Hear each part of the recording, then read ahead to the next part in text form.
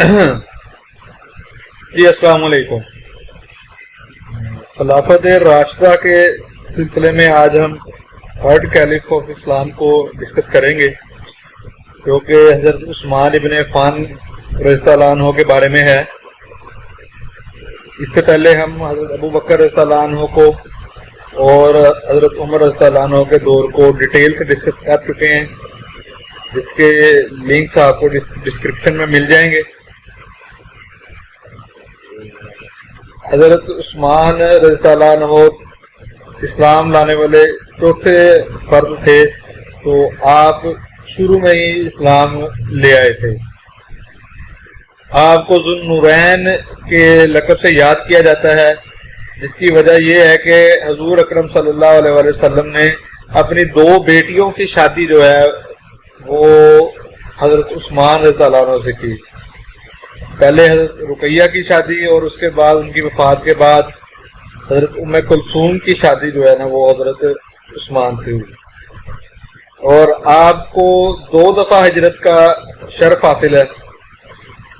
پہلی ہجرت جو آپ نے حبشہ کی طرف کی، اس کی وجہ یہ تھی کہ آپ کا تعلق چونکہ بنو امیہ سے تھا. بنو امیہ ایک بڑا پاورفل قبیلہ سمجھا جاتا تھا قریش کا. تو جب آپ اسلام لے آئے تو ابو سفیان اور حکم جو آپ کے قریبی رشتہ دار تھے، انہوں نے آپ پر مظالم شروع کر دیے، جس کی وجہ سے جو ہے نا آپ حبشہ کی طرف ہجرت کر کے چلے گئے تھے اور واپس آئے. آگے پھر مدینہ کی ہجرت آپ نے مدینہ کی طرف ہجرت کر لی. تو اس طرح آپ کو نا 2 دفعہ ہجرت کرنے کا موقع ملا، اور آپ مکہ میں زیادہ وقت نہیں رہے، بلکہ زیادہ وقت آپ حبشہ اور مدینہ میں رہے. آپ ایک بڑے تاجر تھے، بڑے خوشحال تھے، اور عرب کے امیر آدمیوں میں آپ کا شمار ہوتا تھا. تو جب حضرت عمر رضی اللہ عنہ کو شہید کیا گیا، اس کے بعد آپ کو خلیفہ منتخب کیا گیا، تو آپ کا خلیفہ کا سلیکشن میتھڈ یہ تھا کہ عمر رضی اللہ عنہ نے 6 رکنی ایک کمیٹی بنا دی تھی، جو اس وقت کے جید صحابہ کرام تھے، یعنی کہ جو جنہیں حضرت عمر خلافت کے لائق اور اہل سمجھتے تھے. ان 6 افراد کی ایک کمیٹی بنا دی گئی تھی. اس کمیٹی نے آپس میں ڈیسائیڈ کرنا تھا کہ خلیفہ کس کو چنا جائے گا نیکسٹ. حضرت عمر کا تو ویسے خواہش تھی کہ حضرت ابو عبیدہ بن جراح کو خلیفہ بنا دیا جائے، لیکن وہ پہلے ہی دار فانی سے کوچ کر گئے. تو اس کے بعد جو 6 لوگ بچے تھے جن کی کمیٹی بنائی گئی تھی، ان میں ایک حضرت عبد الرحمن بن عوف تھے، حضرت سعد بن ابی وقاص تھے، حضرت طلحہ تھے، حضرت زبیر تھے، حضرت عثمان اور حضرت علی رضی اللہ عنہ. یہ 6 لوگ تھے. یہ 6 کے 6 عشرہ مبشرہ میں شمار ہوتے تھے. تو حضرت عمر کا یہ خیال تھا کہ خلافت ان سے باہر نہیں جانی چاہیے. اگر ان میں سے کسی کے پاس، ان کے علاوہ کسی کے پاس جاتی ہے تو وہ فتنہ فساد شروع ہو جائیں گے، جس کا حضور اکرم صلی اللہ علیہ وسلم نے پہلے پیشن گوئی کی تھی. تو جب ان کی 6 رکنی کمیٹی کا اجلاس ہوا، تو اس وقت حضرت طلحہ اس وقت موجود نہ تھے. وہ میرا خیال مکہ میں گئے ہوئے تھے، تو وہ اس اجلاس میں نہیں تھے، تو وہ ایلیمینیٹ ہو گئے. حضرت سعد بن ابی وقاص اور حضرت عبد الرحمن بن عوف نے انکار کر دیا خلافت لینے سے. انہوں نے کہا کہ ہم نے جو ہے نا وہ نہیں خلافت لینی. تو رہ گئے 2 افراد، حضرت عثمان اور حضرت علی. تو حضرت زبیر نے، جو کہ وہ دونوں کے یعنی کہ ووٹ کیا کہ حضرت عثمان کو بھی میرا ووٹ ہے، حضرت علی کو بھی میرا ووٹ ہے. تو ایک حضرت علی نے جو کہ حضرت عثمان کو ووٹ کیا، اور حضرت عثمان نے حضرت علی کو ووٹ کیا. حضرت عبد الرحمن بن عوف نے حضرت عثمان کو ووٹ کیا. تو اس طرح جو ہے نا وہ کثرت رائے سے حضرت عثمان کے نام قرا نکلا. تو باقی پھر اس کے بعد حضرت عبد الرحمن بن عوف نے لوگوں کی رائے جاننے کے لیے پھر اگلے دن جو ہے نا وہ عام لوگوں سے بھی رائے معلوم کی، اور جب انہوں نے دیکھا کہ زیادہ اکثریت کی رائے حضرت عثمان کے حق میں، تو انہوں نے حضرت عثمان کو جو ہے نا وہ خلیفہ نامزد کر دیا. خلیفہ بننے کے بعد حضرت اگلے دن یا اس سے 2-3 دن بعد حضرت علی کی واپسی ہوئی تو حضرت عثمان نے ان کے سامنے یہ چیز رکھی کہ اگر آپ ابھی انکار کر دیتے ہیں میری بیعت لینے سے تو میں آپ کے حق میں دستبردار ہو جاتا ہوں, تو آپ کی کیا رائے ہے؟ تو حضرت علی نے جو ہے نا وہ حضرت عثمان کے حق میں جو ہے نا وہ دستبرداری کا اعلان کیا. انہوں نے کہا کہ نہیں, یہ آپ ہی خلیفہ ہوں گے تو آپ ہی بنیں گے. تو اس طرح جو ہے نا حضرت عثمان رضی اللہ عنہ کی جو ہے نا وہ سلیکشن ہوئی. پھر جو مین سب سے اہم واقعہ حضرت عثمان رضی اللہ عنہ کے دور کا ہے وہ تھا, آپ کو جامع القرآن کہا جاتا ہے, جامع القرآن کہا جاتا ہے کہ آپ نے ساری امت کو ایک قرآن پر جمع کر دیا.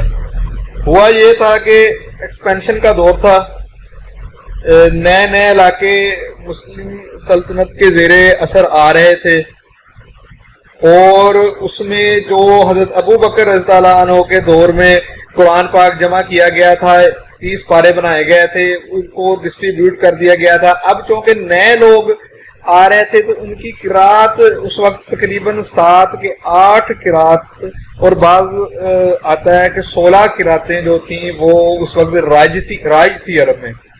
تو اس ڈائلیکٹس کی وجہ سے کیا تھا کہ معنی میں اور تفسیر میں فرق آنا شروع ہو گیا تھا. لوگ جو کہ سینٹرل ایشیا سے مسلمان ہو رہے تھے, پرشیا سے مسلمان ہو رہے تھے, یا افریقہ سے مسلمان ہو رہے تھے, تو بڑا ایشو کریٹ ہو رہا تھا.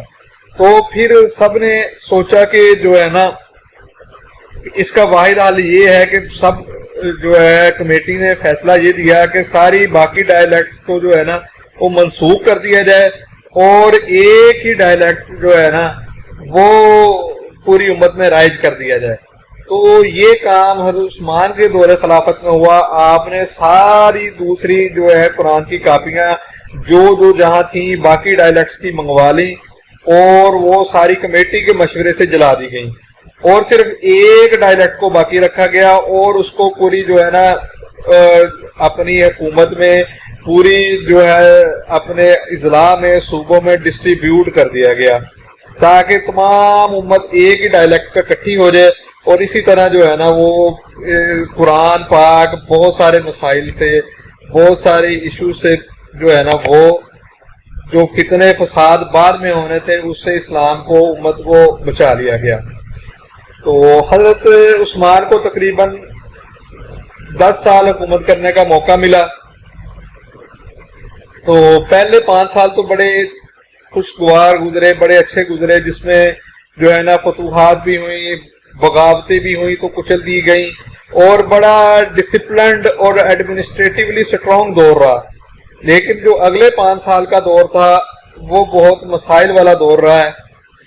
تو اس کا اختتام حضرت عثمان کی شہادت پہ بھی ہوا.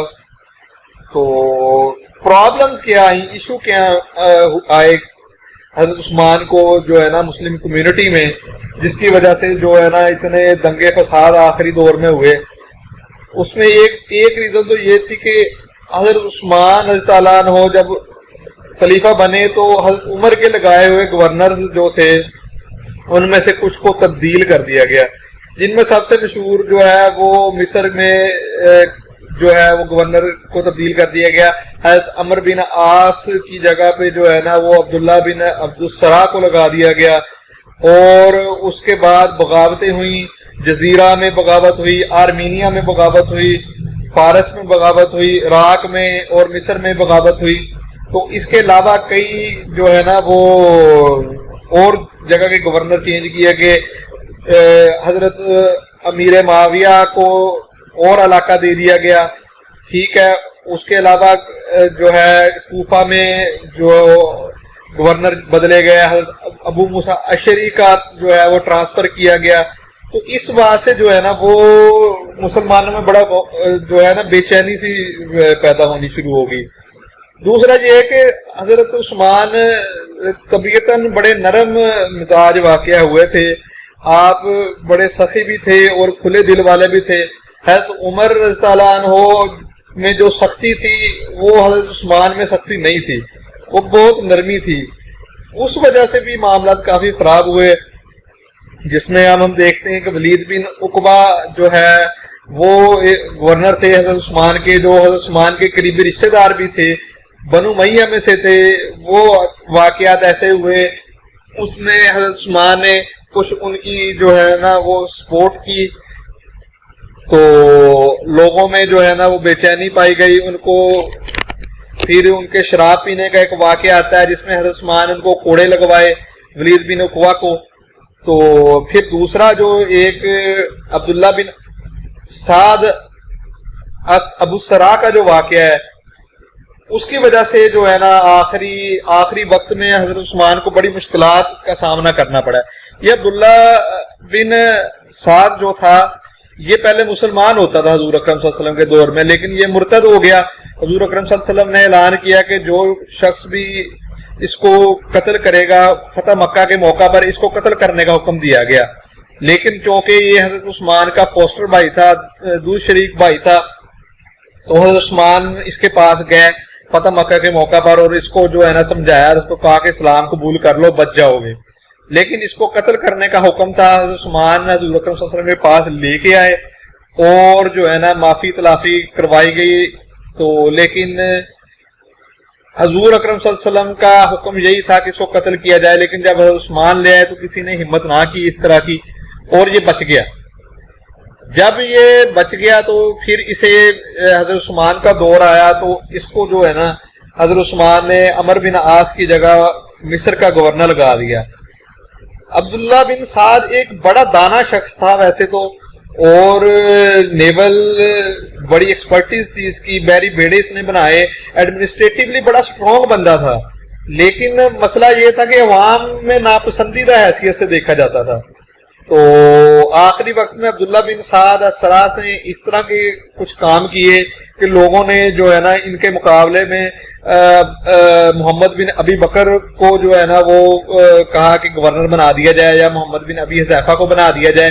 تو یہ لوگوں میں جو ہے نا وہ ایک مقبول ہونا شروع ہو گئے محمد بن ابی بکر، اور اسی عبداللہ بن سعد کی وجہ سے آخری وقت میں جو ہے نا وہ بلوائی حضرت مدینہ میں حملہ آور ہوئے، اور نتیجتاً جو ہے نا حضرت عثمان رضی اللہ عنہ کی شہادت ہوئی.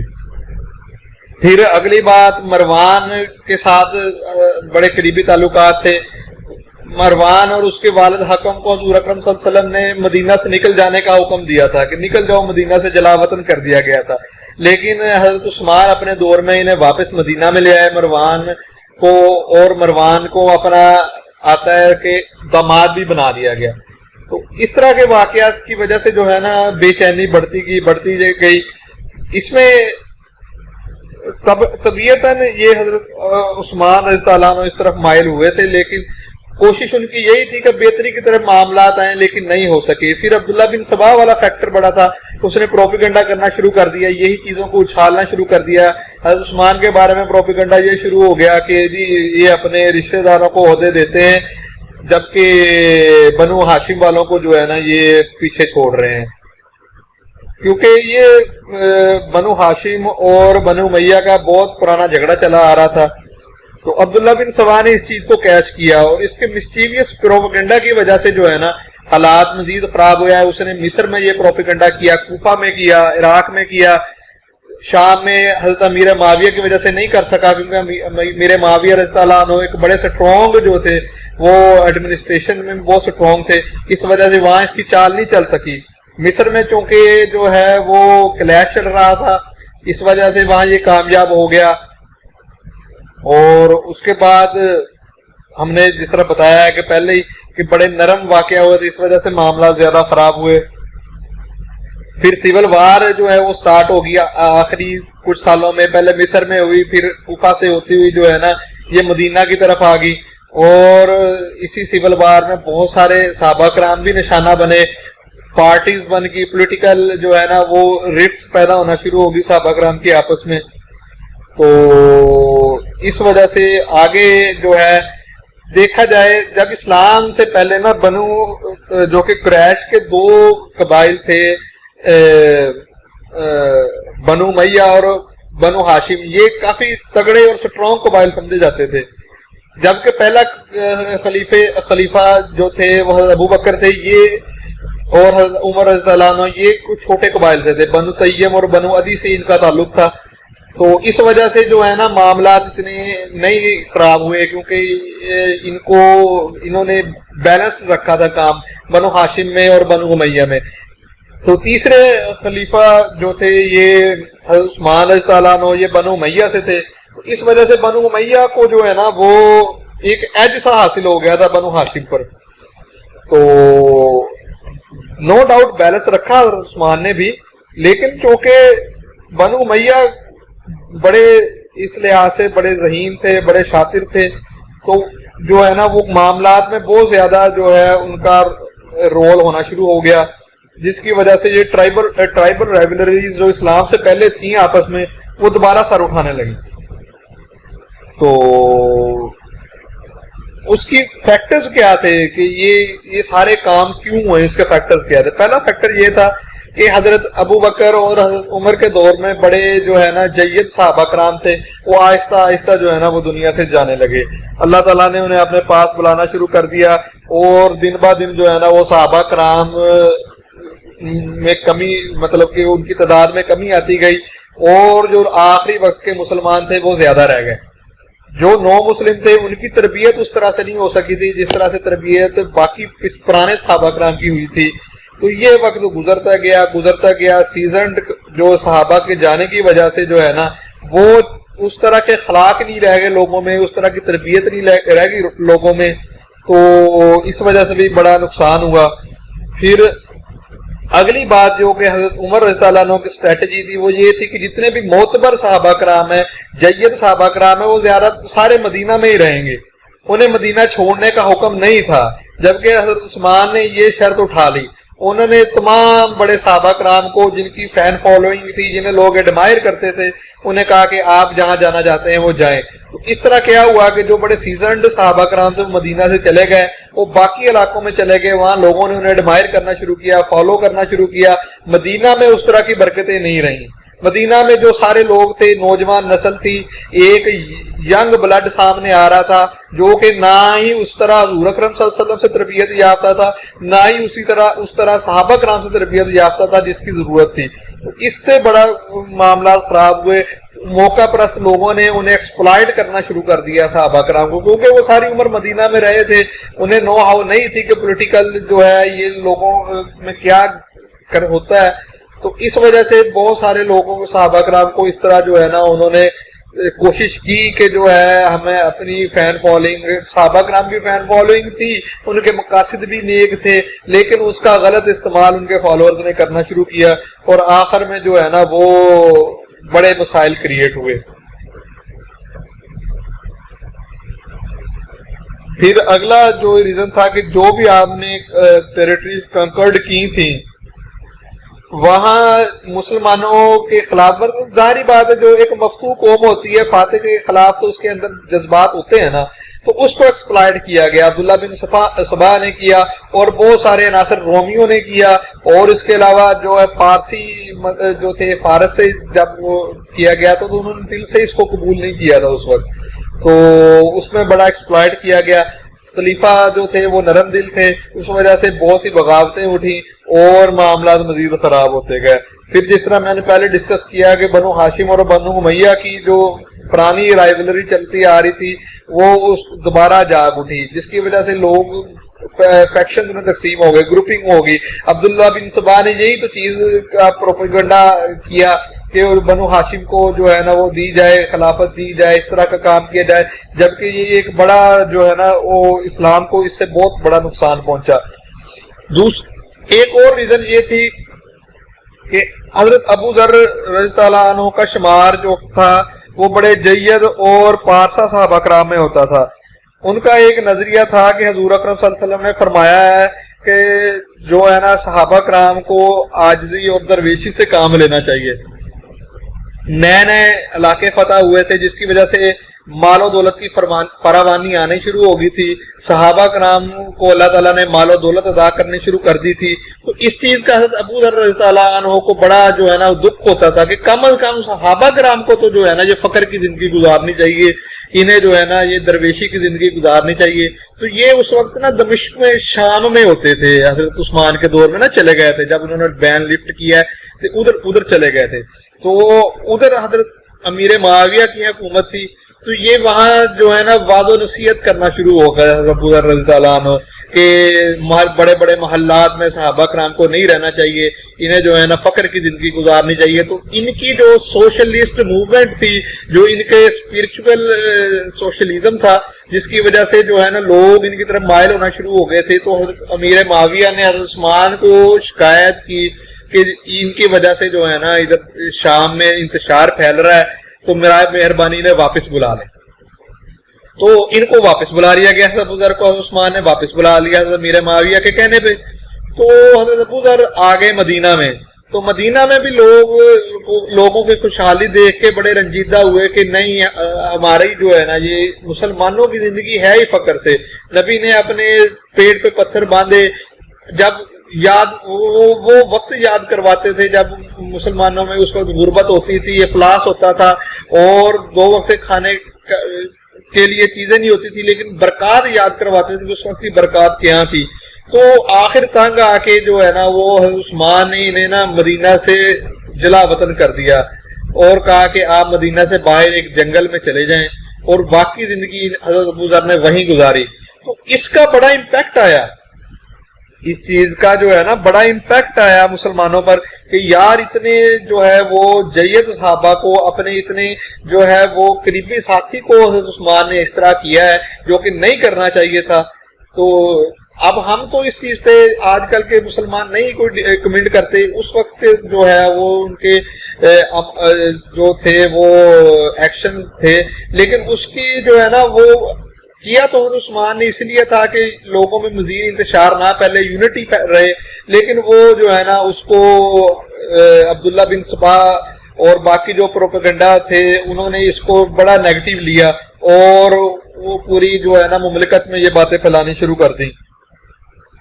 پھر سینٹریلٹی ختم ہو چکی تھی کیونکہ ایکسپینشن زیادہ ہو رہی تھی، گورنرز اپنی منمانیاں کرنا شروع ہو گئے تھے، اور بعض اوقات موقع ایسا بھی آتا تھا کیونکہ کمیونیکیشن گیپ تھا، ٹائم لگتا تھا کمیونیکیشن ایک کونے سے دوسرے کونے میں جانے پہ، تو بہت سارے معاملات میں فوری فیصلے لینے پڑتے تھے، اور اس وجہ سے مسئلہ زیادہ خراب ہوتا، گمبھیر ہوتا. جس طرح یہ آخری جب حضرت عثمان نے ایک قرآن پہ ساری امت کو جمع کیا تو باقی ڈائلیکٹس جلا دیے گئے، تو یہ خبر جو ہے نا پوری مملکت میں پھیل گئی کہ حضرت عثمان نے نعوذ باللہ قرآن پاک کو جلا دیا ہے. تو اس وجہ سے بھی لوگوں میں بڑی بے چینی پیدا ہوئی، رفٹ بنی. تو یہ معاملات جو تھے، یہ سارے معاملات جو ہے نا انہوں نے کام زیادہ خراب کیا جو کہ نہیں ہونا چاہیے تھا، اور ایٹ دی اینڈ وہ جو ہے نا حضرت عثمان کی شہادت کا باعث بنی. یہ لوگ بلوائی جو تھے یہ اکٹھے ہو گئے سارے، اور خانہ کا اور مدینہ منورہ کو گھیر لیا، اور ان میں نمایاں جو تھے محمد بن ابی بکر تھے اور مالک بن اشتر تھے، اور اس طرح کے کئی لوگوں کے نام آتے ہیں. لیکن آخری وقت میں جو ہے نا محمد بن ابو بکر اس چیز سے نکل گئے تھے، اور حضرت عثمان کی رہائش گاہ پہ انہوں نے جو ہے نا وہ قبضہ کر لیا، ارد گرد جو ہے نا گھیرا ڈال لیا. ان کی حفاظت پہ حضرت زبیر بھی کھڑے تھے، حضرت عثمان کی حفاظت کے لیے حضرت زبیر تھے، حضرت عبداللہ بن زبیر تھے، امام حسن تھے، امام حسین تھے. تو آخری 3 دن جو کہ بڑے کروشل تھے اس معاملے میں، اس میں جو ہے نا بلوائیوں نے اس طرح جو ہے نا وہ گھیرا ڈال لیا تھا کہ کوئی بھی صحابہ کرام مسجد نبوی میں نماز کے لیے نہیں آ سکتے تھے. تو انہی حالات میں جو ہے نا بہت سارے جو ہے نا اس طرح کے واقعات ہوئے جو کہ نہیں ہونے چاہیے تھے، اور عثمان رضی اللہ عنہ کو قرآن پاک پڑھتے ہوئے جو ہے نا شہید کر دیا گیا. تو یہ سارے واقعات جو ہے نا اس میں جو ہم نے بھی ڈسکس کیا ہے، یہ ریزنز ساری اس میں جو کنٹریبیوٹ کی ہیں. تو مین کویسچن جو سی ایس ایس میں یا پی ایم ایس میں آتا ہے حضرت عثمان کے دور کے متعلق، وہ ایک تو آتا ہے سلیکشن میتھڈ کا آتا ہے، اور دوسرا جو ہے نا قرآن پاک کی جو ہے وہ ریسٹوریشن اور پریزرویشن اور سرکولیشن کا متعلق کوشچن آتا ہے. تو باقی یہ فیکٹر جو ہیں یہ جنرل فیکٹر ہیں، یہ آپ کو بڑے اچھے لکھے ہوئے ملیں گے خلافت و ملوکیت میں. اور اس کے بعد جو ہے نا نذیر اکبر آبادی کی بک ہے